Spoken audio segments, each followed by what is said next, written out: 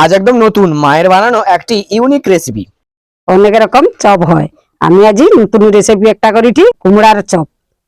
বেসন দিয়ে নুন দিয়ে দিলি, এরপরে হলুদ গুঁড়ো দিয়ে দিলি, এরপরে আলু জিরা দিয়ে দিলাম, লঙ্কা গুঁড়া দিয়ে দিলি পরিমাণ মতন, এবারে পরিমাণ মতন দিয়ে দিলি খাবার সোডা,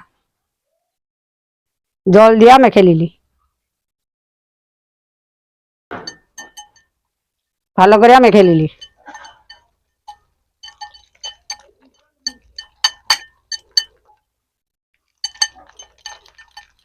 কড়াইতে তেল ঢেলে দিলি,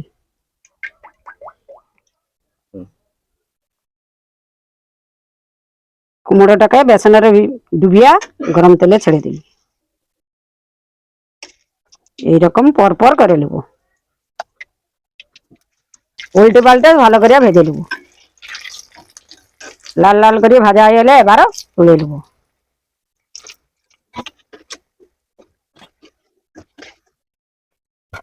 এই সমস্ত রেসিপি ভালো লাগলে অবশ্যই চ্যানেলটি সাবস্ক্রাইব করে কমেন্ট করে বেল আইকনে ক্লিক করে অল বাটন প্রেস করে রাখবেন।